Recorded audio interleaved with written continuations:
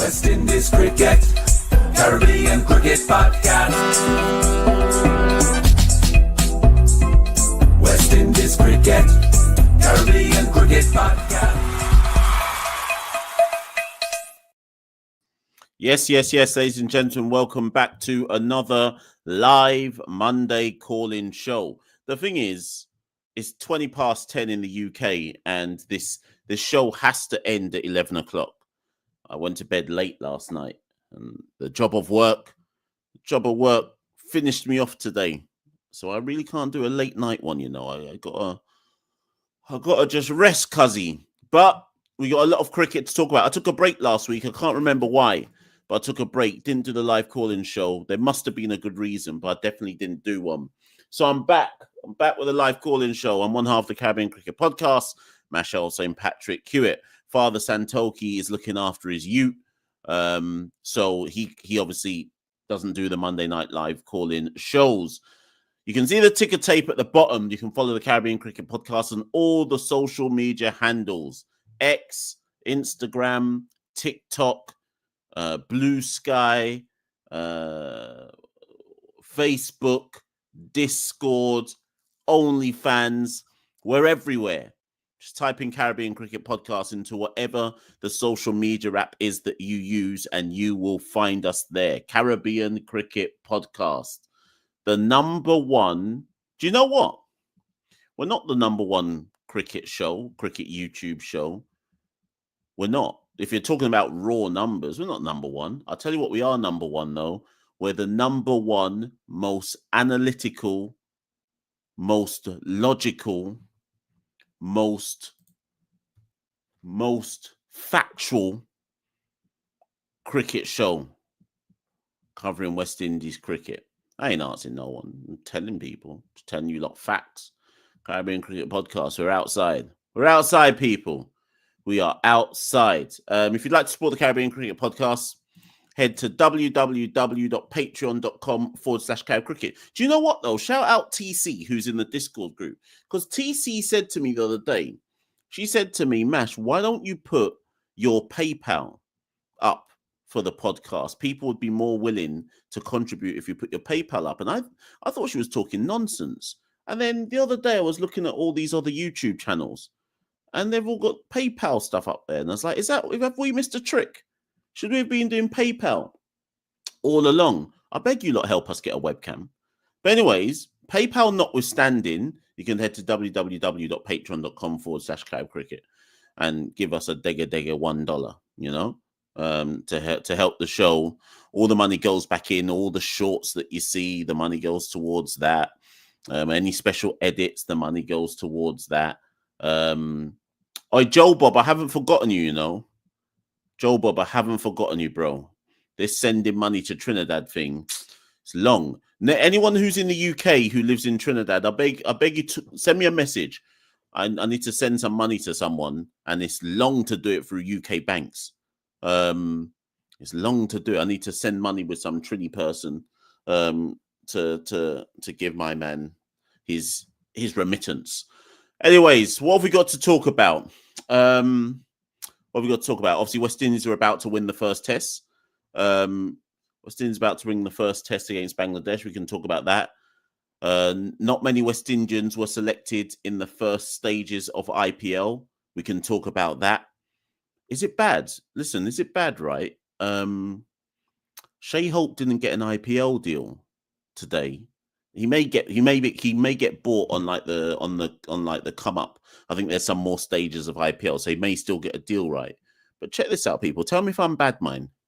Shai Hope didn't get a deal for IPL this morning, and when I saw that, I was happy. I was like, yes, he didn't get a deal, and it's not about me trying. Listen, I like Shai. Shai's a really nice guy, but I was like, yeah, no deal for Shai. Now we might go play some red ball cricket. That's where things are at in West Indies cricket. That I'm trying to take money out of a man's pocket in the forlorn hope that they may want to come and play some cricket for the West Indies. Listen, if this gets back to Shai Hope, it's not that I don't want you to make money, you know. It's just that I'd like you to make yourself available for the West Indies test time, at least one more time. At least one more time, Shay. You must can play some Test cricket one more time before your career ends. You don't have to pigeonhole yourself as an ODI world-class player. You must can play one more Test match. You must have one more Test match in you. Anyways, people quickly messaged me and were like, it don't matter if Shay don't get an IPL deal. He'll just go and play PSL instead. And I hadn't realised that. So my dreams and hopes of Shay maybe saying, yeah, let me go get a county contract and play for Yorkshire like he did last season or however long ago it was, and hold my Red Bull skills. Yeah, that's looking kind of forlorn still. But we can talk about that. In the Test match itself, obviously Justin Gray scored a century. Star boy Jaden Seals, 5 wickets in the match. Alzari Joseph bowled well in the first innings. Athenaeus got a 40-odd and a 90-odd. Machel Louis got a 90-odd. I'm sure there'll be people who want to cuss down Craig.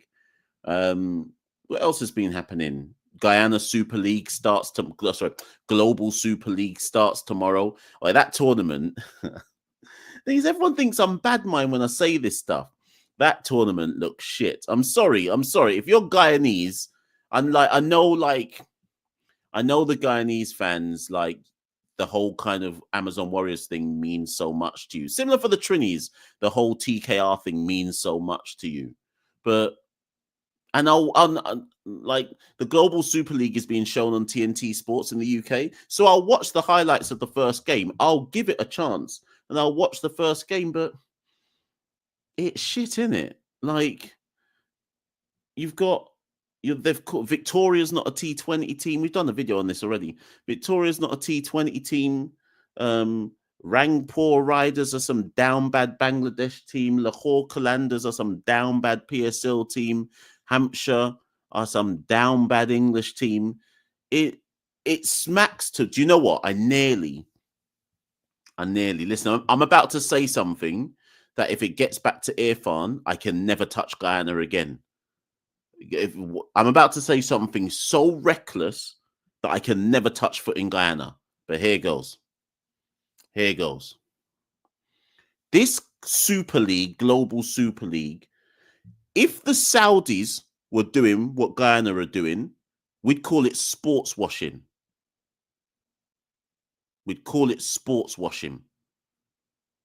That's all I'm saying. Like, the Global Super League to me smacks of Guyana trying to promote itself as like the #1 Caribbean entity, like Caribbean nation. Obviously, Barbados will kick up a stinking fuss because of Mia Motley's pretty much a statesperson and so on and so forth. But when the Saudis do these things, everyone accepts that we're using this money to boost our profile around the world, that we're benevolent dictators, right? And everyone's like, oh, they're sports washing. Qataris, they're sports washing. That's all they're doing. So how's that I don't understand how it's any different for Guyana's thing. It's sports washing, isn't it? Using sport to promote your nation as being something better than it is. I'm not saying Guyana ain't good, you know. I'm not saying Guyanese people don't hate me for it. I'm not saying your country ain't good. I'm just saying, isn't this an example of sports washing? The tournament itself, like Santoki will have a different opinion to me. Obviously, he's of Guyanese extract, and I don't care about which nations I cuss out. I don't care about which nations I cuss out in the Caribbean. I'm done banned from all of them as it is, so it don't really matter to me. But the tournament looks shit. It just looks like another bat up and catch, hit and giggle thing. And like, don't get me wrong, like people will watch it. Guyanese will watch it. Betting man will watch it. Match fixers will watch it. Everyone, they'll get the people watching it. And so I can't. It's not like I can say, oh, like people will watch it, but that's also because people are dunce. Yeah, like you're watching it because you're dunce. Because how many of these T20 things can you watch before you realize they're all the same? Me personally, I can't watch it because I'm not a dunce. Like, I've seen all of these tournaments already. They're not telling me anything new. The only people winning in these tournaments is The only people winning in these tournaments is the players. They're all getting paid, and I ain't got nothing against that. Good for them. Everyone take your money and everyone hold a food and feed your family and feed your community and lift up your peoples. I ain't got nothing against that. Build your generational wealth off the back of these T20 tournaments before it all comes crumbling down. But don't try and tell me I'm watching anything new. Don't try and sell nothing to me like it's brand new. Like, come on, man. We know what this is. I know I haven't looked at the comments because I know a couple of people are gonna be like, Mash, you're going too far. But remember, XCon, not Exxon or whatever, not EXXON, EXCON, XCon. Come on, man. XCon are doing. I'm not saying Guyana's sports washing. XCon are providing the money behind this. XCon are sports washing this. I better shut up, because XCon will send a man to my door, smash down my door, and before you know it, I've disappeared. So let me just shut my mouth, because I don't know already how these multinationals and global companies work. You say one thing, next thing you know, you disappeared. Everyone's like, "Where's Mash? Where's Mash?" Boy, Mash disappeared, Let me shut my mouth, I'm unruly, I'm unruly. I'm dunce and bossy, and I'm unruly. Everything I just said was allegedly. I didn't mean anything I said. It was all alleged. It was just the rantings of a madman, What about Super 50? What about Super 50, yo? Someone sent me a picture. Right, about Super 50. Thing is, I'm tired, and here I am just chatting my thing, Someone sent me a picture of Super 50. And it was on the pitch during this, like when the umpires were conferring, on the pitch was Miles Bascombe and Dwayne Gill. So obviously Miles is director of cricket. Dwayne is Dwayne like head of academy or something? Not head of academy, head of cricket. I can't remember his exact title. And they were on the pitch talking to the umpires at Super 50. I haven't reached out to Miles. I'm going to reach out to Miles and say, Miles, come on, man. What's the real story here with Super 50? But what I do know, or what I believe, sorry, not what I do know, is that the press release that Cricket West Indies put out is not the full story of what happened for why that Super 50 game ended the way it ended, with both captains not forfeiting, both captains forfeiting and not attending to the toss and so on and so forth. My belief is still that I think TV, then remember, because there's commercial contracts signed for these things, right? And the cutoff point for the final was 6:17. Let's just go with the Cricket West Indies. Let's just go with the Cricket West Indies press release, right? Let's just go with that and say that, okay, the players were told, or the captains or the teams, whatever, were told, right, we're going to do a toss at 6. Let's assume, although the press release doesn't make it clear, that both captains, Raymond Reefer and John Campbell, and the respective backroom staff of both teams, like this, the conditions are down bad. We can't go out there and play a game. And this is a conspiracy theory because I've got no evidence to say this is facts. But let's just say, because of the commercial pressures to get some kind of game on, remember, CWI has commercial contracts. We are going to give you a final, right? Should have been a 20-over final if they did the toss before 6:17 and got out on the field. Players obviously didn't want to get out on the field for whatever reason. I just wonder how much pressure was on CWI's shoulders to have some kind of final for commercial contracts to take place. Like they had to force the issue. I don't know. Like I said, I've got no hardcore evidence to support that argument. It's just the theory. It's the working theory that I'm going off right now. Not too dissimilar for those of you who are old enough. And if you're not old enough, go back and read about it, because I know we got some young fans out there. So if you're not old enough, it's worth going to read about this, right? In 1998, there's a well-held belief and popular opinion that in the World Cup final in 1998 between France and Brazil, the real Ronaldo, was forced to play for Brazil in that final, despite having allegedly a seizure, whether in the dressing room before the final, just before kickoff, or if it was several hours before the kickoff. But it seems to be world-held common belief that Ronaldo had a seizure before the World Cup final. And everyone's always said that pressure was put on the Brazil team to play Ronaldo in that final, even though he mentally was basically zonked. And for anybody who watched that final in 1998, Ronaldo basically, he may as well have not been on the pitch. He was like a zombie on the pitch.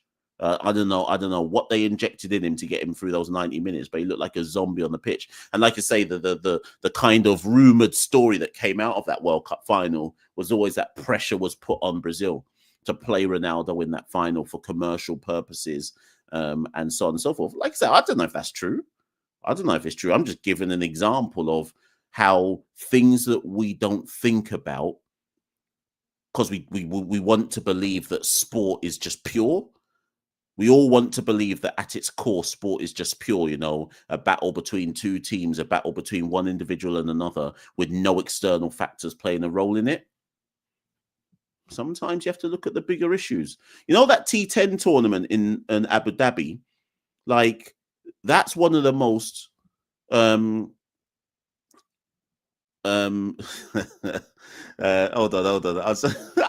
OTC says this ain't a calling show no more, but better than reading show and BSing comments.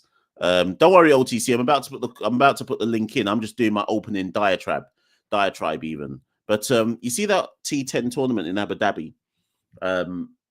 Like, it's actually a match fixing tournament. It is legit a match fixing tournament. And again, like I said, I don't know how you lot put up with this stuff. You lot who watch this stuff, what are you watching? Like, how are you not switching off from this stuff and saying, I can't support this stuff? It's obviously match fixing or spot fixing. It's obvious.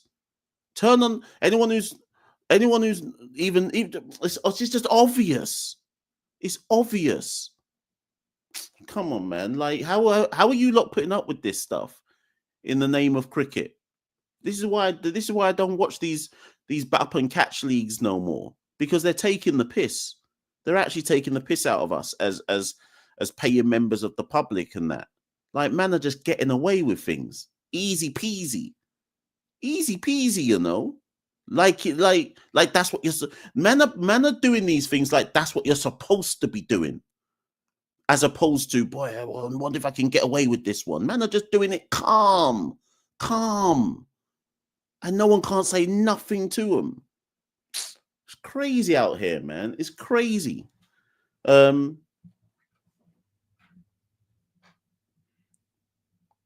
So no Myers, you don't get it. Like, this conversation's too. You see what I'm doing right now? No, listen, it's not about whether I like T10 or like T20. I don't like having the piss taken out of me. You ain't understanding. My conversation right now is above the level that you could engage with. It's not about if they weren't taking the piss out of me, you'd see me engaging with it. When it matters, I'll watch. World Cup, I'm locked in. T20 World Cup, I'm locked in. But these down bad leagues, come on, no, man. Come on. I'm not a dunce, no. I'm not a dunce to be watching those leagues. Not a dunce out here. I'll just about watch CPL. Just about. The thing is, the difference is, no, remember, respectfully, I don't know how old you are, but I come from a different generation. I don't know, maybe, I don't know if you're a young blood. I don't know if you're a young you out here, but I'm not part of the short attention span generation. So T20 is always going to be harder to make an impact on me because my attention span goes longer than 6 seconds. So it's come on. Anyways, let's move. Let's get some people on the show. Who won cuss can cuss? Who won cuss can cuss? I'm not here to make no friends. CCP will never be here to make friends. Never. I will always speak truth. what I believe the truth to be. You can disagree with it, but I'm never here to make friends and be like, oh, let me be nicey and get as many subscribers as I can. If you don't like it, don't watch. I don't watch T20 because I don't like it. You lot don't like this show, don't watch. I don't business. I don't care. Move in it. Gwe. Anyway, let me put the link in the chat, man. Whoever wants to cuss can cuss.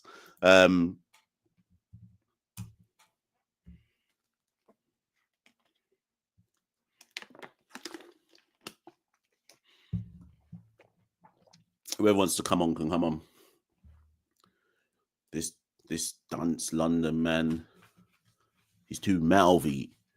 He's too mouthy. He thinks he can say what he wants to say. You know, whatever, man.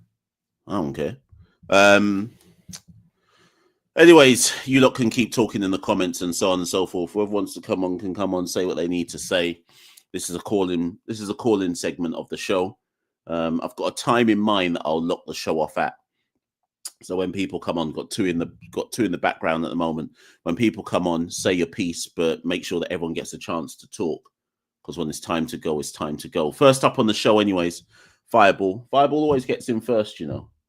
Fireball's finger must be just hovering over that link. He's just waiting for me to shut up so he can just press that link and go, yeah, first on. Anyways, let's go straight to Fireball. Yes, Fireball. Yeah, I'm doing good, Mash. I'm doing good. Am I echoing, by the way? A little bit. Okay, keep talking whilst I sort that out. Yeah. All right. I've been hearing some uncles putting dirt on my two Bajan legends' name. Firstly, and most importantly, Roach. Kemar Roach. People saying to retire Roach, drop Roach. People haven't seen his performance today. People haven't seen Roach since he was in the early 2010s. The man's still at a high level. Talking about drop Roach. Do you know what? I'm glad you've mentioned that. I didn't even think to make that point at the top of the show. There's videos that I think myself and Santoki did. I'd have to go back now. It's certainly recently. Anyone who's watched this show for long enough will remember that I've said on shows going all the way back to the England tour, South Africa when he came back, and I said Roach has to get straight back into the team. And I remember some people who are in this chat right now got into the comments of videos going, nah, it's time to retire Roach. And my point that I kept on making to people was Roach still has, the reason why Roach still has to play, not every single test, but still has to play, is because he has better control than, he's certainly got better control than Alzari. He's certainly got better control than Shamar Joseph. There's an argument to say that Jaden Seals is above Kemar Roach simply because of his output. What is it now? 67 wickets in 16 test matches that Jaden Seals has. So there's an argument to say that based on Jaden's performances in his first 2.5 years of international cricket and his likely trajectory, you could make an argument to say that he's better than Roach.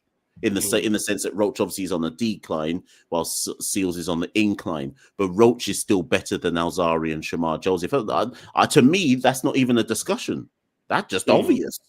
That's just obvious. All the while, Roach's control is better than Alzari and Shamar. Is better than them. Absolutely. So these uncles in their rum shops and their Facebook pages and YouTube channels need to put respect on Kemar Roach's name. To retire him early.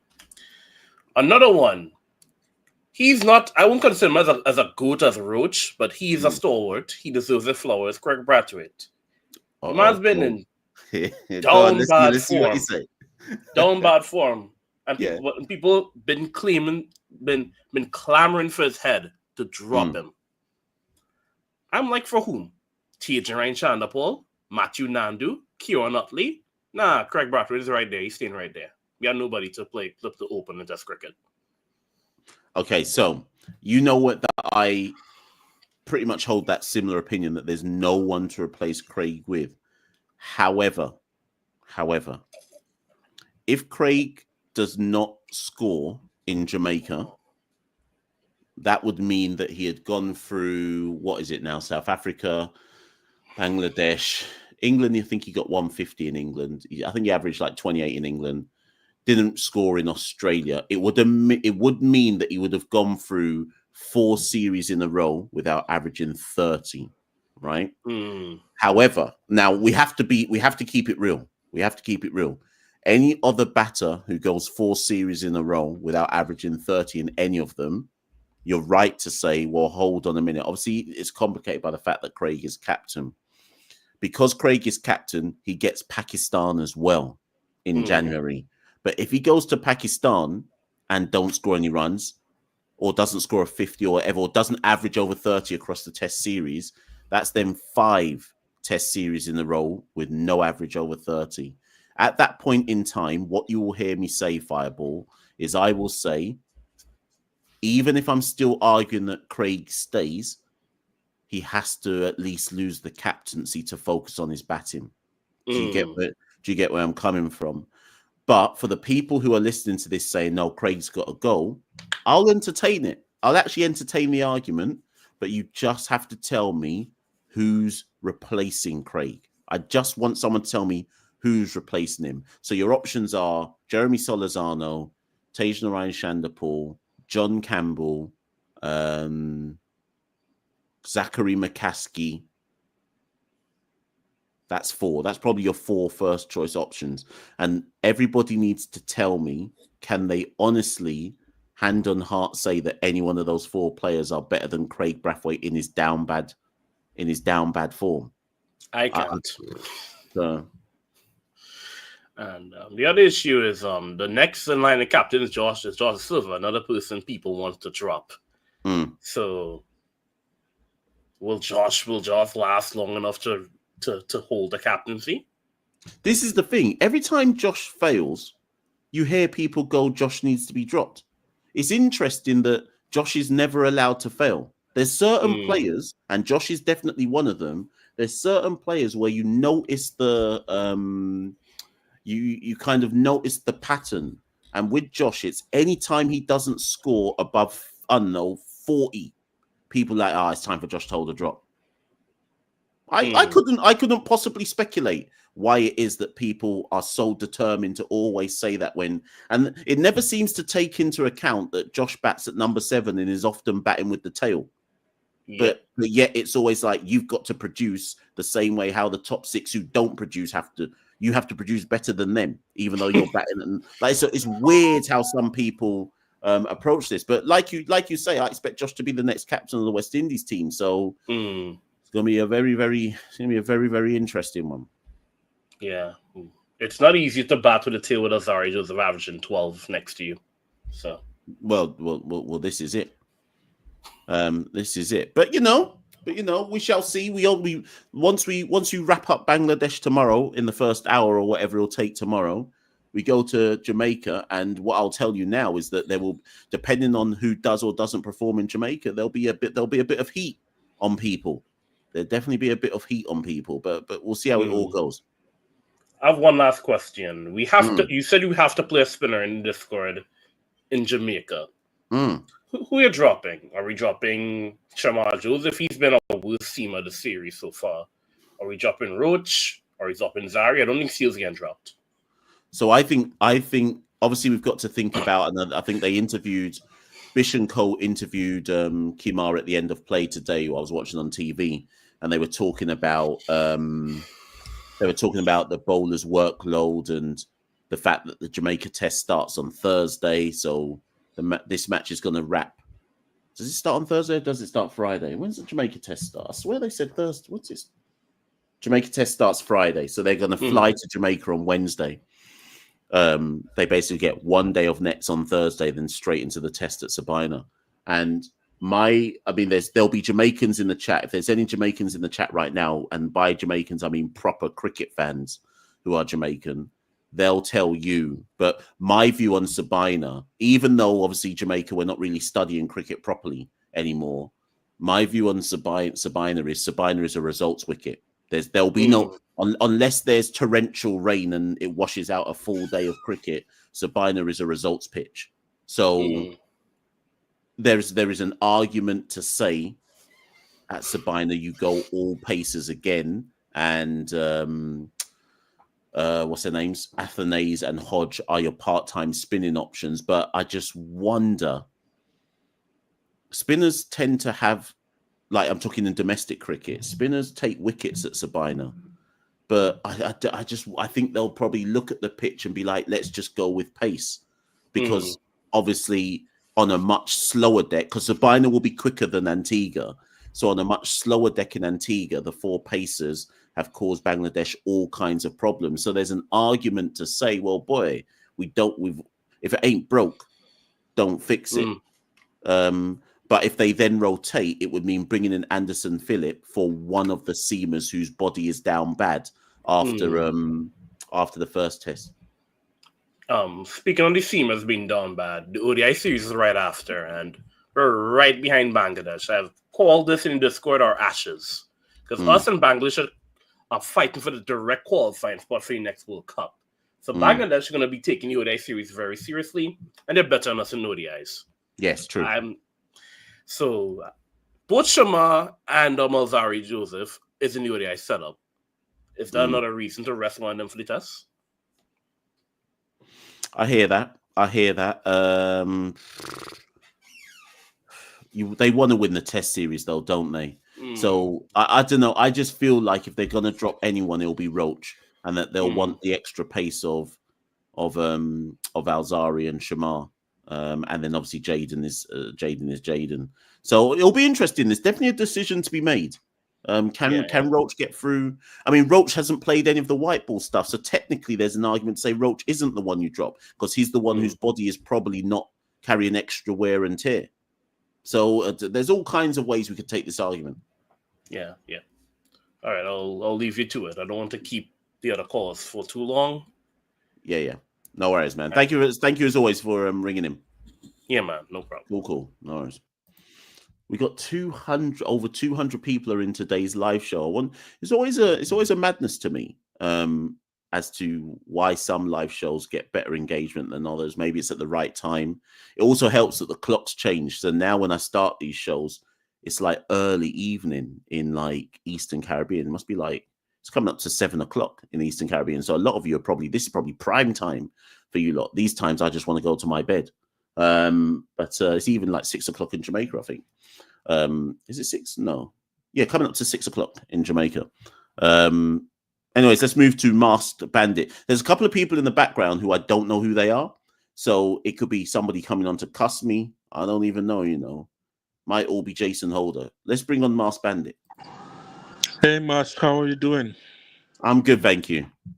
It's the one and only curator from Antigua, a.k.a. Bigfoot. Oh, yes, Mr. Bigfoot. Did I see you on TV the other day? No, I'm not in Antigua. Don't worry, it's not me. Okay. All right, then. Anyways, go ahead. I want to touch on the Super 50 briefly before I touch on the test match. CWI should penalize both franchise and then look to crown a champion indefinitely, whether it be Trinidad or Leeward, the next 2 teams that's up there in third and fourth, depending on net run rate. So who should ever have the best run rate between the Leeward and Trini become champion? That's my views on it. Let the 2 top teams when you say penal, let's break this down. Let's go for each point.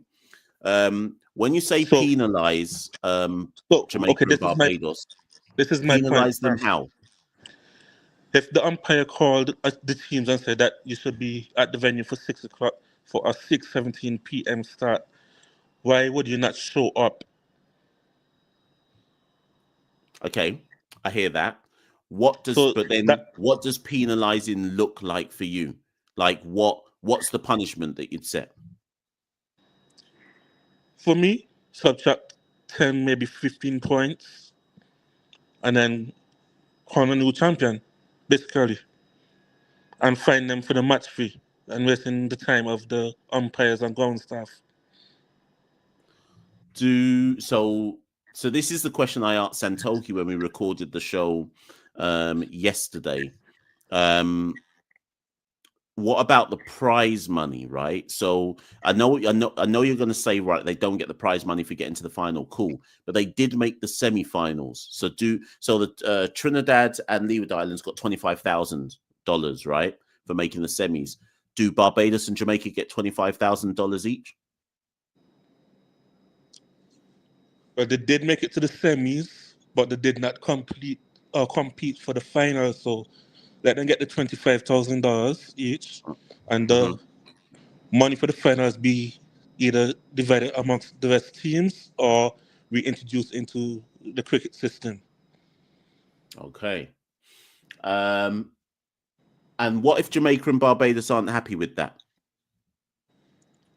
Well, I cannot blame CWI for that, but it would have to be between the two teams' fault because neither of them showed up for the toss. Not even one of them, not even one of the captains, I should say, rather. So this is quite interesting. So D, where's the comment? D has put here, Masked Bandit, you don't know if the players or the teams had good reasons to not play.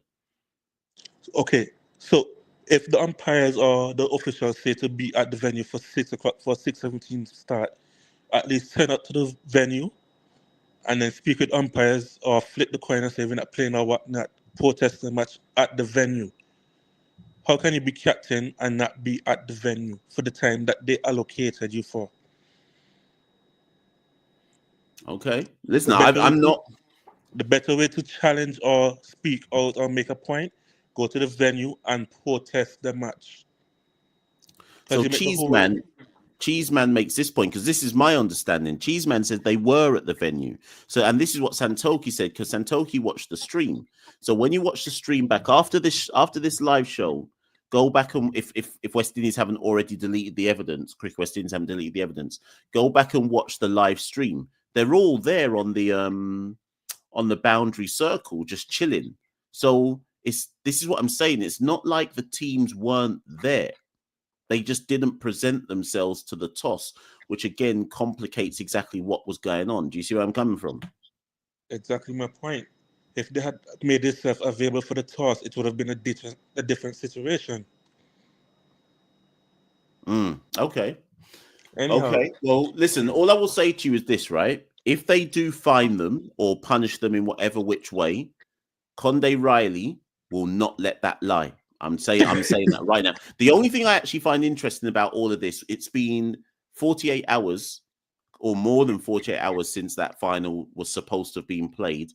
And I've heard nothing as yet come out of the Barbados press or the Jamaican press where either one of the two sides is giving their side of the story. And that's quite interesting to me because usually by now, somebody would have cussed out from one of the two nations to cuss out West Indies or cuss out someone. We've heard no cuss out so far, and that's quite intriguing to me. But a cuss out will have to come. Will undoubtedly someone's going to do a cuss out very, very soon. Or better yet, they should reallocate another day for that final to take place, if anything. Anyhow, enough of the Super 50 drama. Let's turn and look at the test match. Okay. I want to shout out a few players. I want to shout out Machel Louis. Yep. For that 97. Although he gave her his wicket, he should have gotten the 100. Yep. Alec Atenes got in the 90 and then the 42, I think. Did well, but still need to learn how to carry on. Play shots along the ground and not give it away close to the milestone. I want to give a huge shout out to Justin Graves. I think he honestly put up his hand well. And if Jason Holder should come back, Jason Holder would have to come back as a bowler, and he probably stay in the team as a batter because it looks like Casey Carty is struggling a bit right now. Also, want to give a shout out to the bowling attack. They did pretty well without a spinner, without a frontline spinner, I should say. And I'm more likely impressed in how they went about it, keeping it nice and tight, causing the batsman a bit of problems. I like the bickering between Jaden Seals and Alzari and the batsman and them. That was so good to see, I should say as well. I have a question for you, Mash. How Yeah. impressed were you with the bowling in the first innings?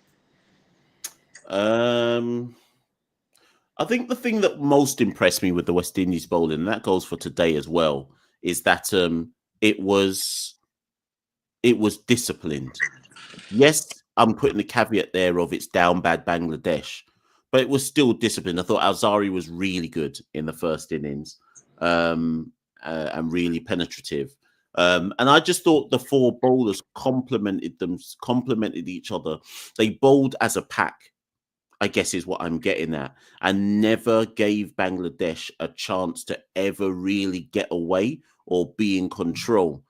Yes, there could have been better lines at time. I thought Shamar Joseph's a bit of an interesting one because sometimes I feel with Shamar that because he's got that extra pace, he's almost bowling too many effort balls. And I don't know yet if Shamar has adapted to, which sounds crazy given what he did at the Gabba, obviously, but I don't know if Shamar has adapted yet to I'm just going to bowl, I'm going to probe on this particular line. Sometimes I feel like he reverts to type, which is, well, I can crank it up to 90, so I'm going to leng the ball down at 90 miles an hour, or whatever it might be. That's not criticism. I'm just saying that there's obviously still some things to still work on for Shamar. But and obviously Jaden Seals is the star boy, and Kemar Roach does what Kemar Roach does. So yeah, I was happy with them as a bowling pack, and I was really happy with them obviously today. I think Kemar Roach said at close of play today that it felt like the pitch had quickened up on day 4. It was certainly, even when Taskin was doing what he was doing for Bangladesh, the ball was certainly moving. There was a lot of lateral movement on show today. So yeah, I'm impressed. I'm happy. I expected us to win, but sometimes it's not about whether you expect a team to win. It's about the manner in which they win. And I've been impressed with how they've gone about their business. Also, I would like to ask you about the feeling. I know the first innings was a bit more better than the second innings. Mm-hmm. The drop catches was this time not off of Alzari, but off of Shamar Joseph. What is your takes on that? The fielding was being poor. I think even in the first innings there were some drops. I think Josh dropped. I feel like Josh dropped one. Somebody else dropped. There were some drops in the first innings for sure. There were 2 off of Alzari, I know for sure. One from Machel Louis, I think, or Casey Cart it was. I think Josh dropped one of Josh dropped one of Afanase. That's 3 drops then, and then Mikael Louis dropped a sitter today. So again, fielding is a non-negotiable, and yeah, we if that's been the weakest part of, well, you could talk about Casey Carty, Craig, etc., but the fielding's been the weakest part of the performance across the Test match. Okay, looking ahead to the next Test match on Friday in Jamaica, I'm hearing that based on sources, the head groundsman in Jamaica and the CWI said that there is live grass on the pitch. So I don't think we may see a spinner. I think the only solution would be either to rest Alzari or Shamar and play Anderson Phillip. Yeah, I don't know. I don't know. I can definitely see a scenario in which Anderson Phillip gets him, but I just can't tell you who would be the one to hold the drop. I need to think on this one. I could give you like a quick kind of gut feeling reaction, but I actually don't know. I could make an argument for every single player, as to, apart from Jaden Seals, as to why they might hold a drop for Anderson or might be asked to rest for Anderson Phillip, but I just don't know. Also, based on what the bowling coach has said in the interview yesterday, I think it was, they're pretty much impressed and trusting the leadership between Alzari and Kemar in terms of the bowling. So, based on that statement as well, I think Alzari might be safe bet on a green top or a grassy surface in Jamaica with bounce and pace. In that case, if that's your argument, then Shamar Joseph will be the one who has to drop out. But we saw what Shamar did in Australia with a hint of green grass on the surface, though. Yeah, but Australia was 10 months ago. So, like, listen, you're only as good as your most recent performance, you know. And Anyhow, in all good terms, it was a good match thus far. I hope you can get the last 3 wickets in the first hour and a half tomorrow, so you can Mhm. get some rest in and then fly to Jamaica and do some net training. 100%. Listen, I'm going to go to the next caller because I'm mindful of the time. So thank you for ringing in, yeah? Thanks for having me. No worries. Cool. Right, straight across to Yardman. Yes, Yardman, how you doing? Yes, good afternoon. The Super 50 was watching Mm-hmm. the stream, so I want to know what was Bascom and Gill doing on the field, and where in the world you see a director of cricket is on the field, pointing around and talking to the match referee. I'm trying to understand what was going on, and why was the guy from CWI talking to the umpires for so long, and why does CWI have an economic incentive for that match to play? I think you addressed some of these questions earlier, but the whole thing seemed very suspicious. And it just doesn't seem like the players' interests were being served.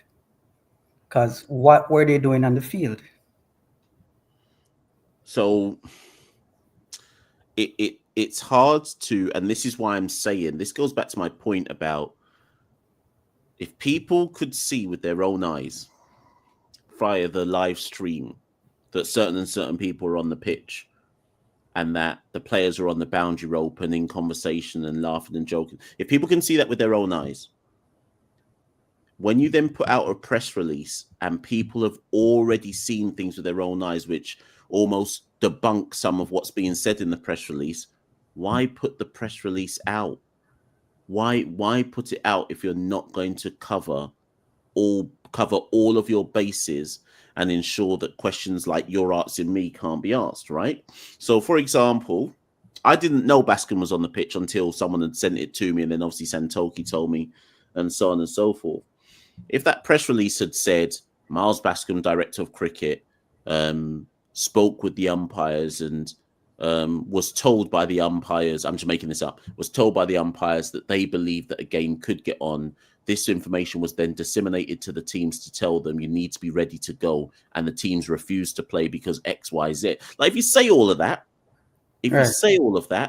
you're not answering me those questions because it's clearly articulated why everyone it's not for Bascom to know whether the conditions are fit, because that's not his decision. No, it's not his decision, but at least it would explain what he was doing there.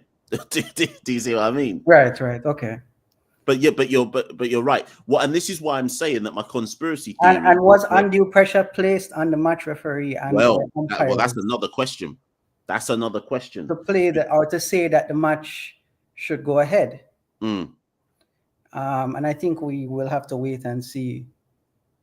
I'm sure more information will come out, because I just said I don't know about the Jamaica board, but I know Barbados board, they're not gonna sit around and have this for too long. No, exactly. You're 100% correct. I'm surprised. So Mason and Guest, obviously the show out of Barbados is on. That's every Tuesday. For those people who are listening live right now who know about Mason and Guest, I would assume that come tomorrow's show, we're going to find out what the word is in Barbados about it. Because remember, forget about what happened, what didn't happen. Barbados and Jamaica, because we don't know what's happened with the prize money, right? Well, I think the prize money, I think it's clear. They're not going to give it to the teams. Exactly, right? So I'm assuming this is what I've assumed, that the teams aren't getting the prize money. So I'm assuming, therefore, that someone is going to speak up from Barbados and Jamaica and say, what's going on? Where's the money? Like, and so on and so forth. So this is why I'm saying this story. Come next Monday when I run the show again, I can guarantee that there'll be even more to this story than what we know now. Right. And I think the last point, I think if they go after the captains, the whole thing with the Alzari Joseph and how that was handled comes back up again, because that one seemed like special treatment where he got a slap on his wrist, and then if they do something worse to these guys now, it's going to come and say, well, how is it? Because Alzari Joseph, it's like he didn't go to a committee or disciplinary committee or anything. They just come and say too much ban and then that's it. Like it seems so hurried up and like they just wanted to get it out of the way. And he basically got away with a slap on his wrist, if anything else. And it has set a bad precedent, I think. And if they go after the captains now, how do you really rationalize the two now? You know, I hadn't even thought, and particularly if they make mention of disciplinary committee and XYZ, because if they do, yes, you're right, they have every right to go. So hold on, what committee did Alzari see? So yes, you have a boy. Listen, let's see how this story plays out. All right, thanks. Let's see what happens in the next 48 hours. All right, thanks. All right, yeah, no problem. Yeah, good call there from Yard, man. I like that one. Several pertinent questions raised and asked. You know, we need some answers. We need to. I know people from West Indies cricket are watching this show. That's why there's over 200 people in the show today, because somebody is watching this on their burner account right now who has some kind of leverage on power or is significant within West Indies cricket. Listen, I'm not doing this stuff to attack anyone. We're just answering the questions. When people come on the show and talk, don't take it as any kind of anything that CCP are doing. We're just allowing the people to air. This is West Indies fan base. We're just allowing them to air what they want to talk about. And I'm just here to facilitate it. You know, when I was younger, I wanted to be a radio. I wanted to work on the radio, you know. That's what I wanted to do. What I'm doing right now is what I actually dreamt of as my dream job. Here I am now, tired like anything, talking to people in the Caribbean. I'm tired, you fart, man. Oh my God. Right. So who's on next? Barack Obama is on next. Yes, Barack Obama. Let's bring Barack on. Yes, how you doing? Good night, Mash. How you doing? I'm good. I'm alright, man. How are you? I'm fine. Anyway, for context, this is the 15-year-old kid that's always text on them, comment on the videos and tell you a 15-year-old uncle, but sure. That's me. And right. I'm also in the Discord. Wait, are you 15 for real? Yeah, I'm going to school, man. I attend QC in Guyana here. Hold on. You can't even hear you right now.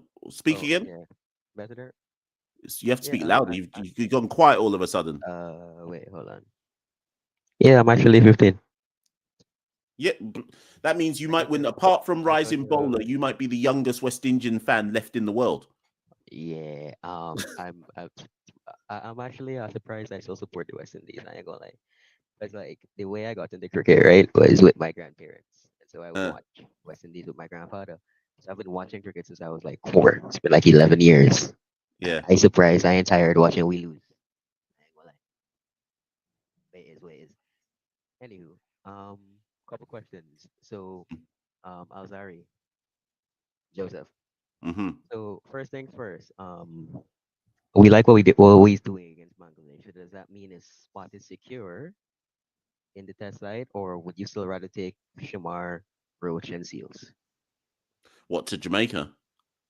Or in general? And in general. So like obviously when Moti comes back, Moti walks straight back in this side. Or actually for argument's sake, you would say Warrican gets a chance because he did better against South Africa. But when my question is, when the main spinner comes back, right? Who are the 3 pacers you would choose? Okay, good question. Right. So first things first, your audio's moving a bit crazy, but don't worry, I've got supersonic hearing, so so I was able to pick it up anyways. But so this is a really good question. So what Obama's saying, people, is that when to like Pakistan. Sorry, hold on. Obama, I'm gonna answer it. This comment from TC has me laughing. I'm not TC, I heard him, man. I heard what he said. But yeah, so Obama's point, people, was that when we have our full complement of players, so Multi comes back, Warrican's back, and in fact, I don't know if Obama mentioned him, but Holder comes back as well. who then are your 4 bowlers? And I think that's a really good question. Now, what it should be, Obama, is that it's horses for courses, right? So if it's a pitch like Antigua and they go 4 pacers, then it's the 4 that we've seen in the match today. So Seals, Roach, Joseph. Now, obviously, Kemar Roach is likely to... I think Kemar Roach is going to retire. This is my theory. I think he's going to retire in the summer. I think we've got Barbados. So I think we've got Australia who come to the Caribbean in the summer next year. And I've got a feeling that Kemar's going to call it quits at the end of the summer in 2025, at which point then maybe it's Anderson Phillip who becomes the 4th person. But the bigger question is this: how do you fit Jason Holder into that side? So you asked me about Alzari Joseph, but then if Jason Holder comes back, how does he fit into the side? And if you're playing a spinner before Kemar Roach retires, which pacer misses out of the 4? Well, to be honest, right I now, think it's Shamar Joseph, by the way, but go on. Yeah, right now, I don't even think Holder makes it back in this side. I like what I saw from Graves. I mean, considering he got interesting stats, he got 100 with like 4 fours. That's pretty good. That shows he ran hard between the wickets, took his 1s and his 2s, and helped strike. I like that. And obviously we know that right now Holder's playing as a batter, right? Batting all rounder. He's just bowling under control. So, and granted, still, Graves hasn't looked that bad bowling. So right now, I think Graves deserves to stay at 6. So for me, right now, Holder doesn't make it back into the side, right? And right now, it has to be Shamar. A couple months ago, I would have said sorry because he was down bad in England, and I watched all of those games, and I was disappointed. But Zari's comeback, he's looked very good in Bangladesh. Is the audio better, by the way? Yeah. Yeah. So the thing is, because I'm trying to work out if I'm doing short-termism here and just basing it off the fact that obviously Alzari looked good in the first innings against Bangladesh, but I think because of Shamar Joseph's, Shamar to develop, that's basically my point. Nobody has done what Shamar did in Australia, and that obviously the premium is still there. That, and he has given other good performances. Like I've watched all the Test matches show. The fifer against South Africa was good, but the thing with Shamar is right now it's like kind of like all or nothing in the sense of he's kind of like a Romario Shepherd right now in the sense of either he looks very good, like he did against Australia, like he did against South Africa, or he just looks bad to middling, like he did in England, and right now he isn't looking that good. But see, I would still take Shamar though because Shamar looks way better suited for Test match cricket than Zari, because I feel like Zari bowls way too short.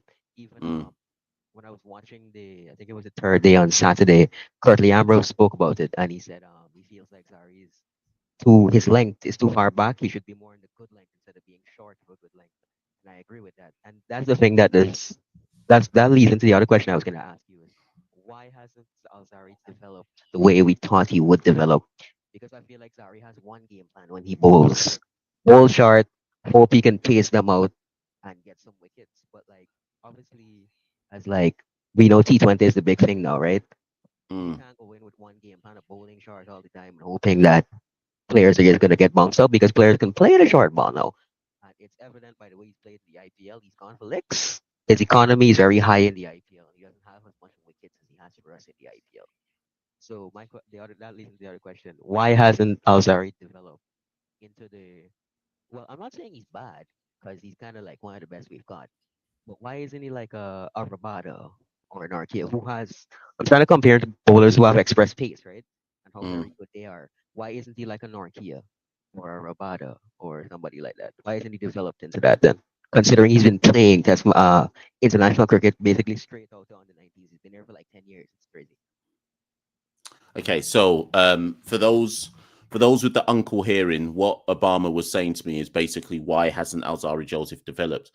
So Obama, I'm going to essentially explain it like this. Now, granted, you're 15, so I'm going to say this more so for people who are probably 5 years younger than me and probably older than me. I think we have to accept that Alzari Joseph is basically Fidel Edwards, or like Jerome Taylor or Darren Powell, and lots of people are going to get in the comments now and go, Mash, you're disrespectful. But if you go back, for those of who are old enough to remember, if you go back and think about Fidel Edwards' career and Jerome Taylor's career, Alzari's the same as them. Like, and what I mean by that is he's just not as good as people think he was going to be.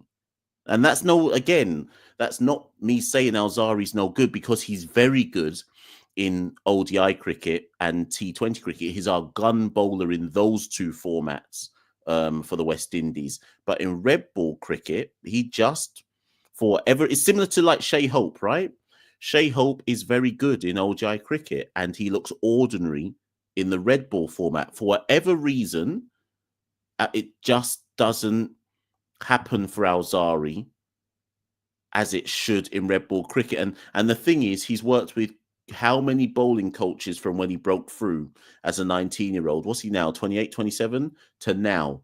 Like, I'm not saying the light bulb can't suddenly switch on and he becomes like a gun bowler in test match cricket, but you think it would have happened by now.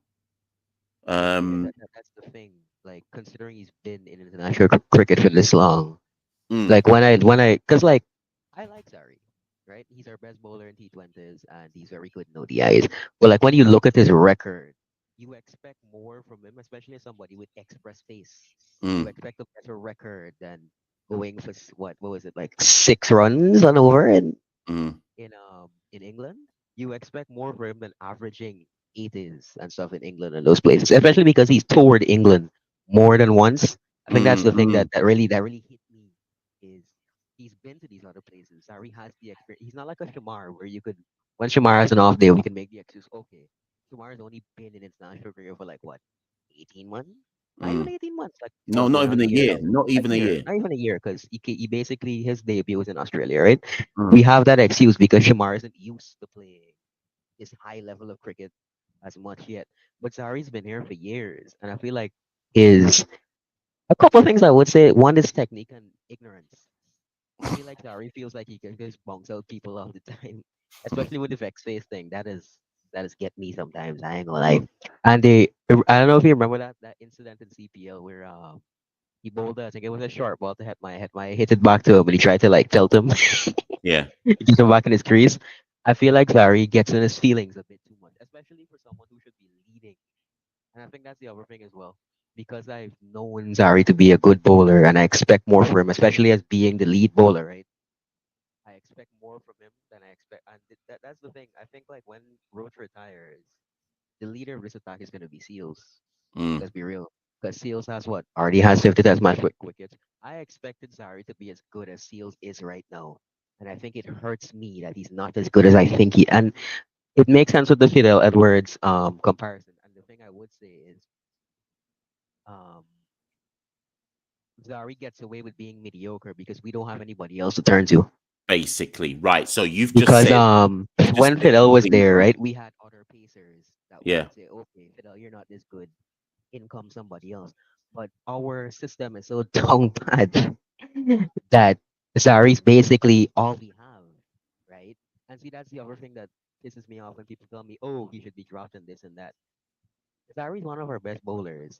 So like, and especially as the West Indies and I think the other thing that we underestimate is how loyal he's been to us. Yes, true. It could have been like a Hetmaya or a Puran and chosen not to play ODI and Test match cricket because he's getting money in the other T20 leagues, right? But yeah, he chosen to stay. So I guess that's the thing that irks me. The fact that like Seals is better than him when I expect more from Zari.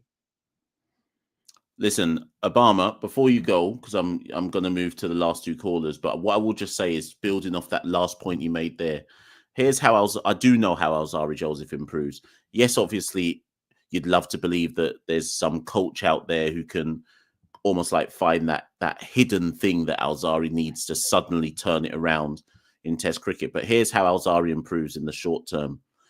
He needs competition for places. This is the first time in Alzari's career, probably since about 21, that someone the way he could. Sorry, this is the first time in Alzari's career in Test cricket, certainly since about the age of 21, where he can arguably say and look around and go, "I'm not first choice."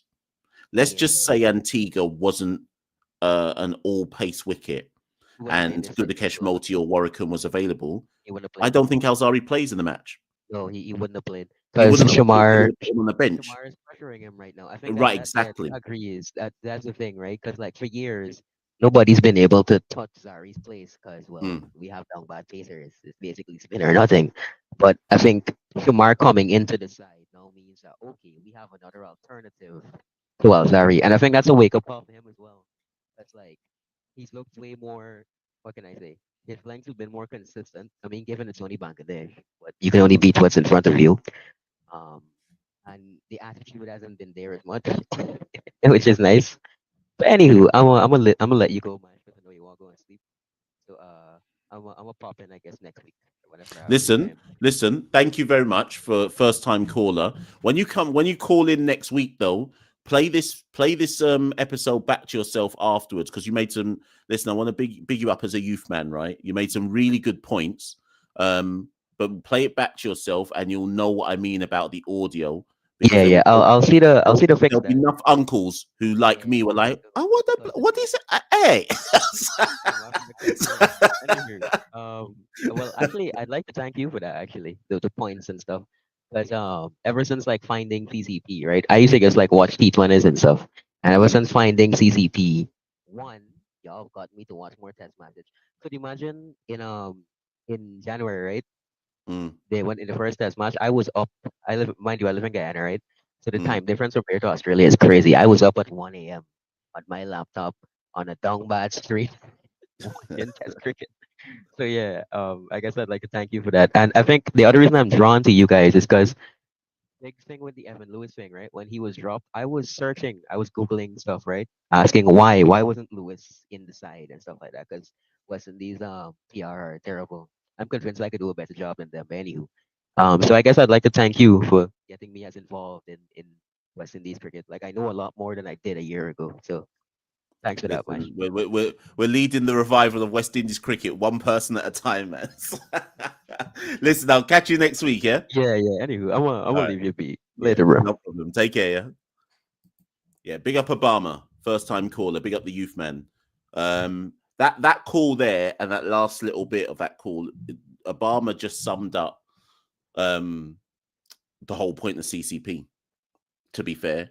The whole point of creating it as a platform was never ever about Santoki and I promoting ourselves in any which way. It was always about just getting people interested in West Indies cricket again. So love that. Okay, cool. So we got Werewolf, and then we got Josh, who's going to end the show. Oh God. Do you know what I'm about to bring on Werewolf? But I might not even talk to Werewolf, I might just let him just do his own show and let him just talk, and I'll just sit there and listen to him. But Werewolf, before you come on, you weren't in the Discord earlier on, probably because you had better things to do. But earlier on, I said in the Discord that you sound like Samuel Badri.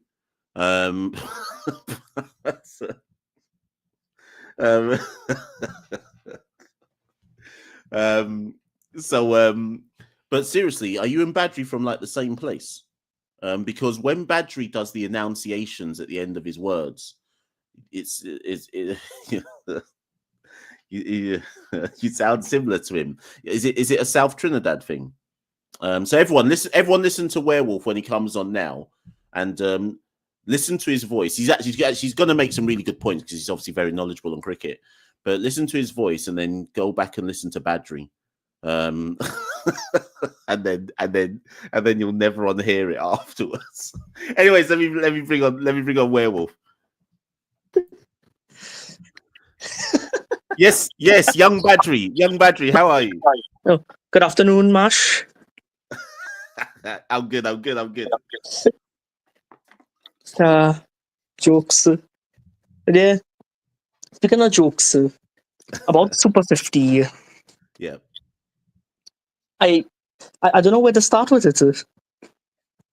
I mean, first of all, if you're the average reader and you're looking at that article looking for information, if I'm like 5 paragraphs in and you see that neither captain showed up, they're investigating what happened, and as I scroll down, why am I seeing an article talking about what happened at the beginning of the tournament about Jimbo getting a 6 and all the other matches? I mean, I don't feel like it's really relevant. And then you have to read through all of that just to get to, this being investigated. So that was. Do you know what? So I saw you make that point. I think it might be echoing on you. Yeah, that's fine. I saw you make that point. I think in the Discord, and you were actually the one that made me go back and read that read the press release again, because I couldn't understand. You might need to mute yourself when I'm talking, just because I think there's feedback on your mic. But right. There was hold on, everyone on people. I'm gonna mute Werewolf myself. There you go. Hold on 1 sec. Yeah, Werewolf, don't worry. I haven't muted you because I don't want you to talk. It's just because I can hear the feedback on your mic, so it's just distracting me. But I read back the press release again, and you're completely right in that at least half of the press release, or possibly even 2/3 of the press release, was about who had played well in Super 50. And then sandwiching either side of it was a little piece about, so the players didn't turn up, so it's forfeited. And then right at the end was like 2 lines about this is unprecedented and we're going to go and investigate it. And as an article, as an entire piece, it was like, what on earth is this? Why put information about who played well in Super 50 in the middle of an article which is about a very serious, unprecedented incident? And that's why I'm saying, Werewolf, that the whole press release, who signed it off and said, yeah, this is the best thing to put out? Oh, hold on, I can't unmute your guest. Oh, sorry, you have to unmute yourself. Yeah, I just don't understand it, because I mean, first of all, you're not addressing some of the main concerns, like where were the captains, what happened? Because I'm just scrolling through, I see Barbados, I see Jamaica Scorpions, and then I see Jimbo.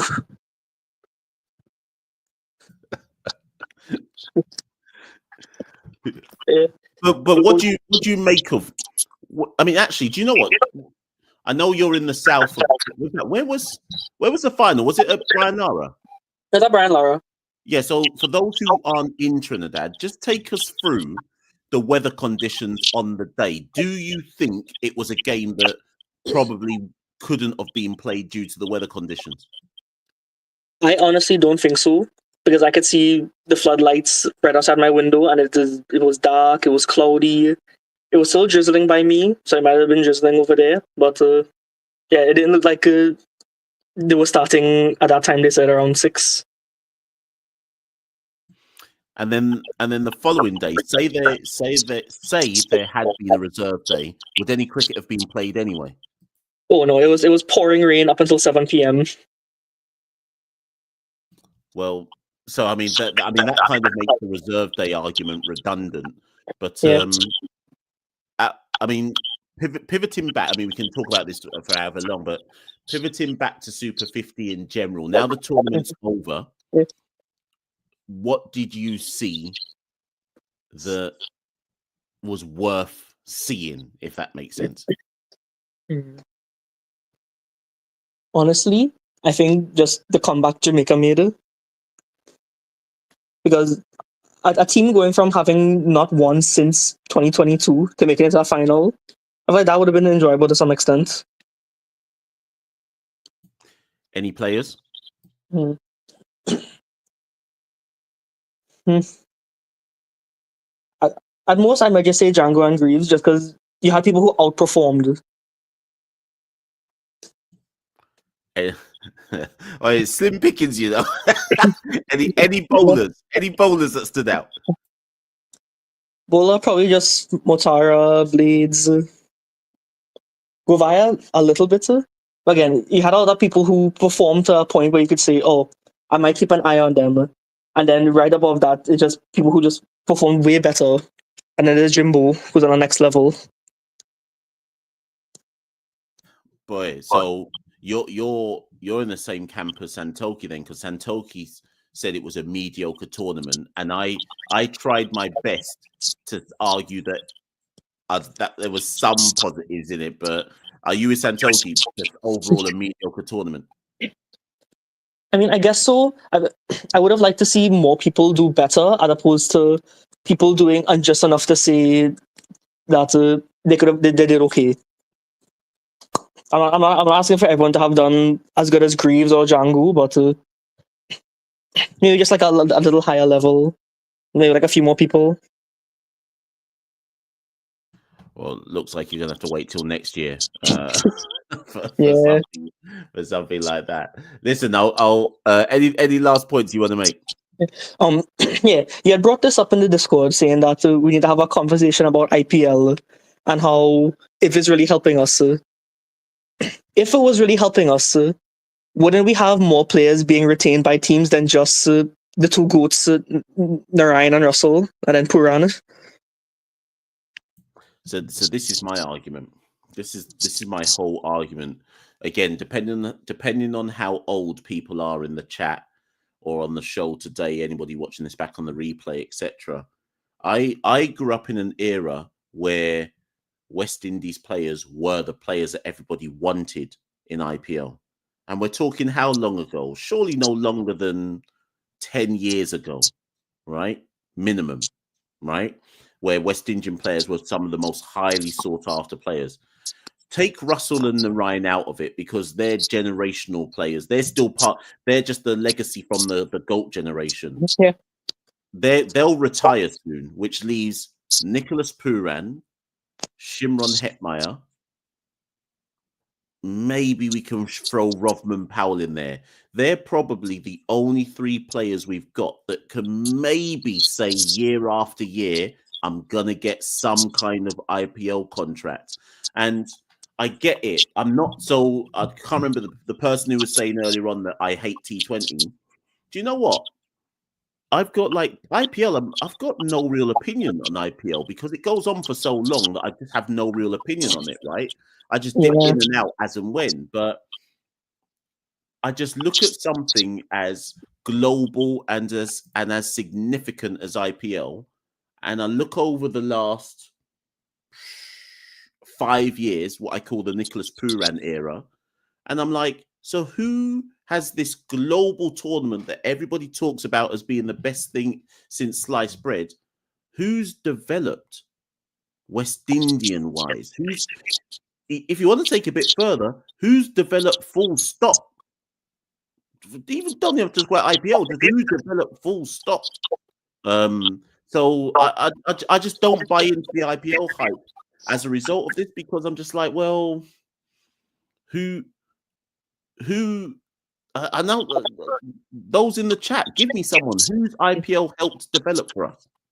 If you take out the goats, you've got the only people who were being retained or brought back were Purana, who's a talent, Hetmeyer, who's basically a finisher for them, and then Shamar, who had to perform a miracle. So you can't really say anybody did enough to say, oh, this is someone we should definitely buy back or keep. They're just those three. And then Powell probably only got bought because Bravo's bias. Yeah, I forgot Powell's gone to Bravo's team. I completely forgot that. Yeah, it's an interesting one. Listen, this debate will roll and roll. We'll see how it goes. Let's see who gets bought in these supplementary auctions and so on and so forth, and then maybe we have to have another discussion on it in a week's time. Mm-hmm. All right, cool. Listen, I'm going to bring on Josh. He's the last caller of the day, and then I'm going to go to my bed. All right, no problem. All right, cheers, WIvBAN. Much appreciated. The last thing I also with I forgot to mention. Do you think it being short into a 20-over match had any influence on the captains not coming out to the toss? Interesting point. Yeah. So I feel like Bapi disadvantage if that happened. So that's the one point I've not raised because that was the first thing that went through my head about the whole thing. Was it that one of the two captains didn't want to play a shortened match to decide who was champion, but then both of the captains didn't turn up? So, so I don't know if that's really a viable point to make.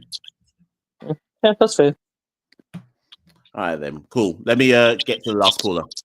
Yep. All right, cool. See you a bit. Okay, people. One more caller left. Oh, sorry. One more caller left. If you haven't already liked the video, shared the video, do all of that, people. Let's see. Let me just go on this thing and see how many people have been in the thing today. Hold on, Josh. I'm coming to you. I'm just checking something. Wait, what the hell? Okay, cool. So yeah, if you haven't already, people, like the video, share the video. Yeah, all of that. Yeah. Oh, there was a comment I starred to bring back before Josh came on. Hold on. TC says my lighting looks different. Yeah, I'm trying to glow up 2025. You know, I'm trying to catch that lighting. But I just want to talk about this comment here from Daniel Khan. So Daniel Khan, this was a while back, and I deliberately starred it because I was like, hold on, I need to address this. Daniel Khan said, Machel, where's that tall, lanky cutie Santoki? Well, I just want that comment to stay there. That's marinate. Let that comment just marinate in the live. Let's just think about this one right now, Daniel. What we saying right now, Daniel? The tall, lanky cutie, yeah. Oh, yeah, I'm finished out here. I'm finished. You see when I do my next show. See when I do my next show with Santoki, I'm gonna introduce him as that, you know. I'm gonna introduce him as the tall, lanky cutie Santoki. And the thing is, Santoki ain't even watching this right now. Wait for that first. I'm not gonna tell Santoki because he won't watch this back. No one tell him, right? And the next show we do, where it's me and Santoki on, you're gonna hear me introduce the show as you're gonna hear me go, "Welcome to the Caribbean Cricket Podcast. I'm Machel St. Patrick, one half of the Caribbean Cricket Podcast, and with me as ever is the tall, lanky cutie Santoki Naguilendran. Right, okay, people. let me get to Josh and just end this show tonight. Right. Let's bring on Josh. Hold on a second. Yes, Josh, what is there? Oh gosh. No, it's only the Oh god, I need to be stopped, you know. So... No, Max. No. It's only the CCP you get this, you know. Anyway, I'm not staying long. I just want to let people know two things. One, rain is to be expected. It's been raining in Jamaica across the island since Saturday. It rained in Kingston over the weekend, over last night, and is expected to rain up until the weekend. Hopefully that forecast clears up. It's gonna rain tomorrow and Wednesday, based on what I know. Weather can change. So expect that. And I think that will play a big role in what the pitch will be. There will definitely be moisture in the pitch, for sure. And yes, I do expect the outfield to be a little bit quicker. So I just want to put that out there for people to have context in terms of whether and what the scenarios are likely to be. And also the air is expected to be cooler. I think we might get some, but it'll be a little bit windy. So expect a lot of movement in the air with the pace. So I do expect, I do suspect it might be 4 pacers, but I wouldn't be surprised they're dropping a spinner just based on only because of the condition. So this is the interesting thing, because it was something I think when I was asked earlier on about what might happen at Sabina, the last time we had a test match at Sabina was that Pakistan one. Yes, which 2 years ago. during pandemic. 2022. Yeah, there's no fans there. Not that there would have been fans there otherwise, but there's no fans there. And if I'm not mistaken, I swear that was a test match where they picked Warwican, but then Warwican didn't even bowl, or he bowled like a few overs. Yes, that's so the one. Yes. When I was saying earlier on in the show that, well, you know, really, generally speaking, domestically, you pick a spinner at Sabina and I had that in the back of my head thinking, yeah, but do you pick a spinner internationally at Sabina? And then that might be two different things. I don't know. But like I just said, the weather might play a bigger role in that, if you understand what I'm saying. So because of the moisture I'm expecting on that pitch, and because it's supposed to be slightly windy, there'll be a lot of movement in the air, which helps a lot. You know what I mean? But again, you know, weather can change. You know, we can talk about weather today and then Friday. For all we know, it's just glorious bright sunshine. You know what I mean? Yeah. But what I do know, rain is to be expected. Also, regarding Barbados and Jamaica, I'm not gonna hang my name on this one, but I got a message today from someone who knows someone. Just look out on between tomorrow and Thursday. Something will happen. Because I do believe Barbados won't let that one slide, but I do think Jamaica will say something. Don't know if it's going to happen, but somebody said it. So I do think, and I trust them. You know what I mean? So you never know. Have you heard anything on the grapevines coming through Jamaica? So, like, I'm surprised, for example. So I messaged my dad and was like, has anything come on TVJ yet? Or like, because I would have thought Tracy went mad. Sorry? I think Tracy went mad. Oh, has he done something already? I think he had. Yeah, I think he had. I'll look for it and send it to you on Instagram if I can find it. Yeah, because I would have expected TVJ to have run some kind of feature on it by now, explaining, because obviously, sorry for those who aren't Jamaican, TVJ, like the big channel in Jamaica, news channel, etc. So I would have thought that TVJ would run a story, but nobody else in the Caribbean would hear it because they don't have access to it. And this is what I'm also expecting to happen in Barbados, that whatever their big news channel is called, they'll run a story. I don't even think they need a big news. I think Andrew Mason will be the one to back up everything. You would think so, yeah. You would think that's what will happen in Barbados, but then what would the Jamaican equivalent be? It's not going to run in the Gleaner or Observer. We don't have it anymore. We don't have it anymore because the good old Simon Crosser, I don't think he does heavy media as much as he used to. And you would expect someone like Sports Max to run that. Of course, Sports Max, yeah. But they haven't said anything yet either. Well, the show would have just finished. Okay. So, and I didn't get to watch it obviously because I was waiting on this to go through. So I can't really say, but I would expect Sports Max to have something to say something. And that's why I said give it a few days before they really start to make noise. You know what I mean?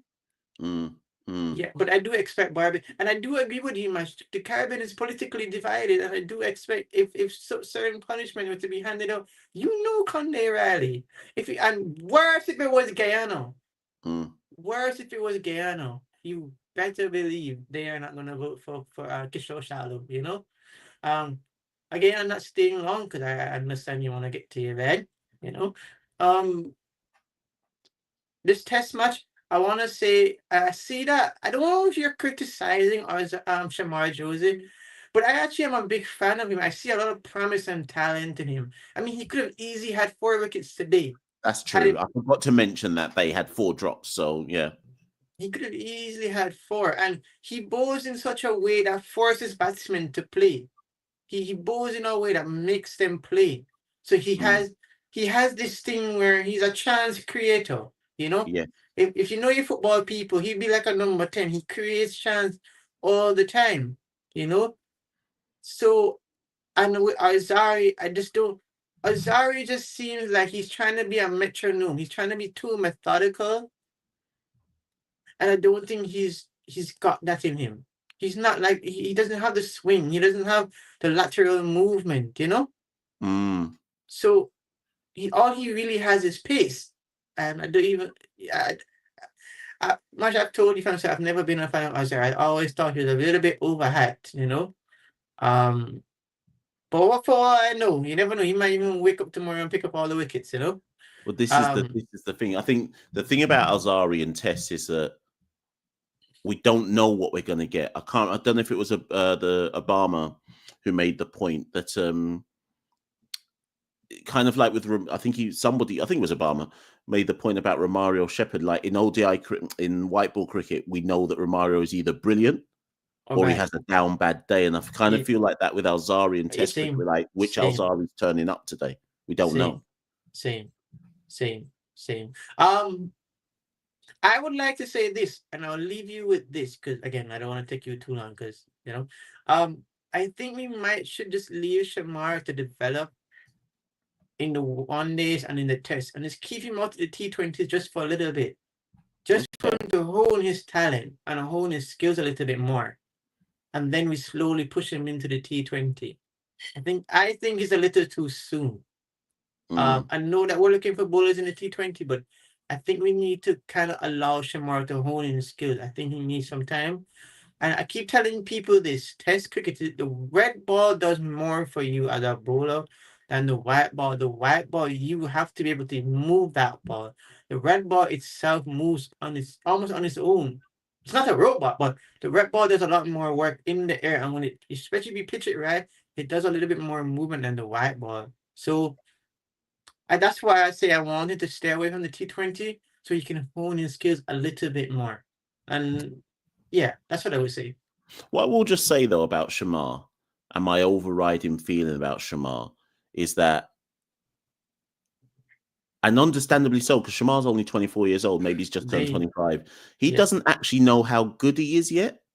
And there you go. Like Jaden Seals is more developed than Shamar Joseph is, right? Remember, Shamar Joseph has basically come out of Backer Bush, right? So he's literally, I mean, all of them learn on the job, but Shamar's literally had to jump from Backer Bush to club cricket, few games, to West Indies A, almost playing West Indies A before he'd even properly played for Guyana, to suddenly in the West Indies team. So you can kind of, when Shamar gets it right, he gets it very right. Yeah. And the rest of the time, he just develop him. Whereas, so I kind of look at Shamar and I'm like, we're still working with all of your raw attributes. Do you get where I'm coming from? Like we know he's not the finished article. We know he's nowhere near polished, but we also know that he's capable of devastating spells, which almost are in spite of his development, not because of his development. if that makes sense. So he's kind of in a weird developmental stage at this point of time. Yeah, but and that's the thing, because he's one of those that consistently creates chance out of nowhere. Like today, he created something like, if I was to do it in a conversion, he created something like 6 chances. Got 1 wicket, 4 drop catches, and I think he had an LBW shot. I might be wrong. It's not often you get it in a spell, you know? Yeah. And back to Azari. Azari has something like 82 wickets in 23 tests. And you have someone like Jaden Seals, who's 23, by the way.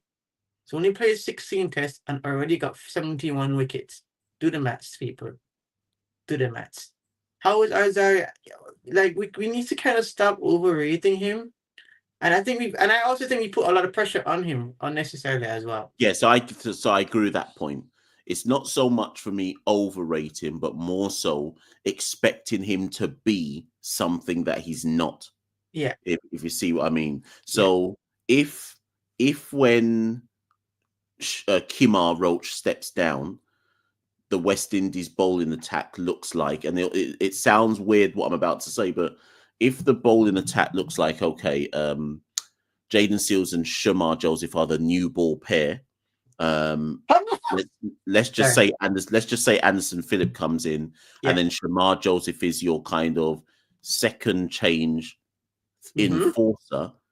I've got no issue with that, because then I'd be saying, Alzari Joseph, because then I'd be saying to Alzari Joseph, you have a specific role in this side. You are not the go-to guy. You are not you're not the pack leader per se, but you are an enforcer. Your second change enforcer. I almost feel like Alzari would be better if we give him a more specific non-main role. If you see what I mean, like you are coming in to do this specific role. You're not leading from the front. We're not asking you to lead the pack. You're coming in to play this specific role. Kind and I of almost what think we do we with get Jason better Holder. performances out of him. Kind of what they tried to do with Jason Holder. Yes. Give him a very specific role and idea what he needs to do, you know? Yeah. Anyway, Mash, thanks for the stream. Big up yourself. And like I said, people, rain is to be expected. So I do expect 4 pace just because I'm expecting a little moisture on that pitch. Anyways, take care, guys. Listen, big up, Josh. Thank you for coming on as ever, man. Yeah, man. Take care. No problem.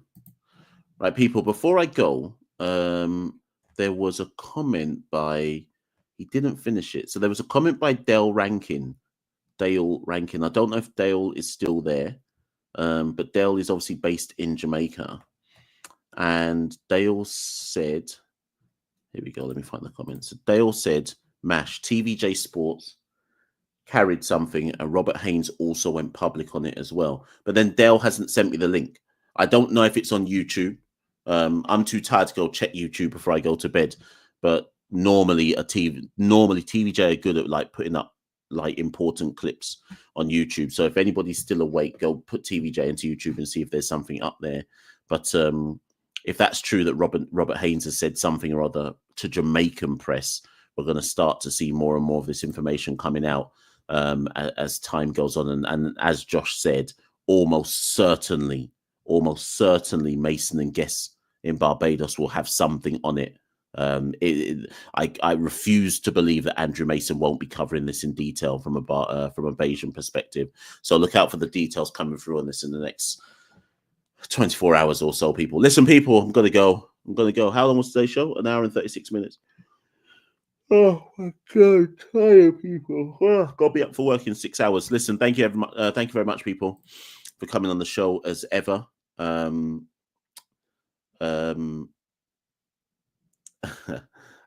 just reading this last comment by people. I'll be Machel St. Patrick Hewitt, one half of the Caribbean Cricket Podcast. As ever, you can see the ticker tape below if you want to support the Caribbean Cricket Podcast. If you haven't used the super chat or super thanks function, you can. But you can also go to www.patreon.com/cabcricket. And I don't know, pay like $1 a month. Every little bit counts and helps to helping us, keep this show on the road and so on and so forth. But if you don't want to do that, you can head to any of the social media apps, X, Instagram, Facebook, Blue Sky, OnlyFans, Instagram, TikTok. We're on all of them. And just search Caribbean Cricket Podcast at Carib Cricket, and we're on all of them. So you can find us there. Like, share, subscribe, tell a friend to tell a friend to tell a friend. And I'm one half the Caribbean Cricket Podcast, Machel St. Patrick Hewitt. He wasn't here today, but you will see the tall, lanky, cutie Santoki.